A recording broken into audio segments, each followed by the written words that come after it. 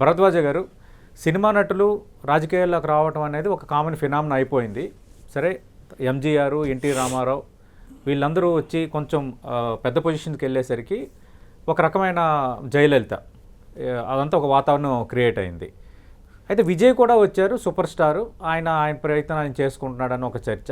Rajinikanth party పెట్టినంత వరకు చివరి వరకు వెళ్ళి చివరికి పోస్టర్లు కూడా వేసి లేదు నేను రాజకీయాలు చేయదలుచుకోలేదంటే ఆయన ఆగిపోయారు.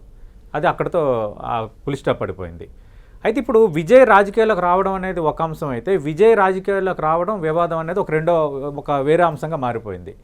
ఏంటి సార్, అంటే మీ అంచనా ఏంటి? విజయ్ రాజకీయంగా ఎంతవరకు సక్సెస్ కాగలడు తమిళనాడులో? మీకు మిగతా అంశాలపై అవగాహన ఉంది కాబట్టి ఇది అడుగుతున్నాను. అంటే సక్సెస్ అవుతాడు అంటే అక్కడ తమిళనాడులో ఎంజీఆర్ గారి తర్వాత అండి ఆల్మోస్ట్ అందరూ వచ్చారు. అందరూ ఆర్టిస్టులు వచ్చారు. మొన్న కమల్ హాసన్ గారు కూడా వచ్చారు.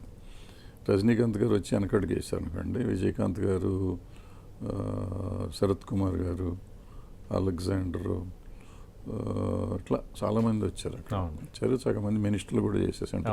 సెంట్రల్ మినిస్టర్ కూడా ఒకటి చేశారు. సో ఇప్పుడు ఈయన వచ్చాడు. ఈయనకి రజనీకాంత్ గారి తర్వాత అంత ఫాలోయింగ్ ఉన్న ఆర్టిస్ట్ ఈయన. సో ఈయన ఎంతవరకు ముందుకెళ్తారు, ఏం చేస్తారు అనేది తెలియదు. అంటే విజయకాంత్ గారు కూడా అంత పవర్ఫుల్ మనిషి వచ్చినప్పుడు సో ఆయన కొన్ని సీట్లు వచ్చినాయి. అట్లా ఈయన కొన్ని వస్తాయా, లేకపోతే ఇప్పుడు డిఎంకే ప్రభుత్వం బాగానే చేసింది అన్నారు లాస్ట్ 5 yearsలో. కాబట్టి వాళ్ళని కాదని వీళ్ళకి ఇస్తారా అంటే కొత్తగా వచ్చిన పార్టీకి అంత ఇస్తారా ఎవరా అనేది చూడలేము. అందుకే ఇప్పుడు ఏమంటున్నారు, వీళ్ళు వెళ్ళి బీజేపీతో కలుస్తున్నారు. బీజేపీ ఎస్హెచ్ తమిళనాడులో అంత ఇంపాక్ట్ ఉన్న పార్టీ కాదు. సో దాంతో కలిసినందువల్ల వీళ్ళకి ఏమొస్తుంది లాభం అనేది తెలీదు. ఏమో బీజేపీ అన్ని చోట్ల పుంజుకున్నట్టు అక్కడ కూడా పుంజుకుంది. అక్కడ పుంజుకుంది, మన వెస్ట్ బెంగాల్లో పుంజుకుంది, కొద్ది గొప్ప కేరళలో కూడా కొంచెం పునాదులు వేసింది. సో త్రిపురలో వచ్చింది.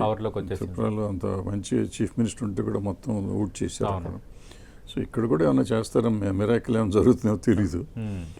సో ఆ యాంగిల్తో ఏమైనా జరిగితే జరగవచ్చు. బట్ యాజ్ ఇట్ ఈస్గా అయితే మామూలు అంత పెద్ద ఇంపాక్ట్ ఉంటుంది.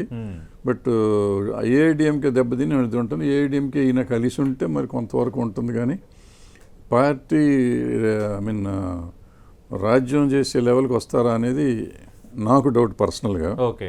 బట్ కొంతమంది అంటాం ఏంటంటే అసలు బీజేపీతో కలిస్తే వాళ్ళే ముఖ్యమంత్రి ఈయనే అవుతాడని కూడా చెప్తున్నారు. ఈయన బీజేపీతో కలుస్తాడని కూడా చాలామంది చెప్పుకున్నారు. అంటే పార్టీని మెర్జ్ చేస్తాడని అంటున్నారు కొంతమంది, పార్టీతో కలిసి ఉంటాడు అంటున్నారు. ఏం జరుగుతుందో ఇంకా తెలియదు. అంటే ఎన్డీఏలో కలిసేది లేదు అని మొన్న ఆయన ఖండించాడు. ఎన్డీఏలో కలిసి వెళ్ళటం లేదు, విజయ్ అనేవాడు ఒంటరిగానే పోటీ చేస్తాడు, ఒంటరిగానే రాజకీయాల్లో ఉంటాడు అని మొన్న ఒక స్టేట్మెంట్ ఇచ్చారు విజయ్. ఏది ఈ మధ్య అమిత్ షాతో కలవటం ఈ వార్తల తర్వాత అయ్యి ఉండొచ్చు, తెలియదు. అంటే ఇక్కడున్న రాజకీయాలు, ఇవాళ భారతదేశ రాజకీయాలు చాలా విచిత్రంగా ఉన్నాయండి. అన్నీ మన చేతుల్లో ఉండవు. అన్నీ మనం అనుకున్నవి జరిగే పరిస్థితి లేదు. మనం ఒకటి అనుకుంటాం, తాను ఒకటి తెలిస్తే దైవం ఒకటి తెలిసింది, తాను ఒకటి తెలిస్తే ఒక ఢిల్లీ ఏం తెలుస్తుంది, దాని మీద మనం నడవాల్సి వస్తుంది. సో దాని మీద మనం నడుస్తున్నప్పుడు ఈయన చెప్తూ ఎన్నైనా చెప్పొచ్చు. లాస్ట్ మినిట్లో ఆడవారి మాటలకు అర్థాలు వెళ్ళే, పొలిటీషియన్ మాటలకు కూడా అర్థాలు వెళ్ళాలి. చెప్పింది చేయరు, చేసింది చెప్పరు. సో ఏమైనా జరగచ్చు.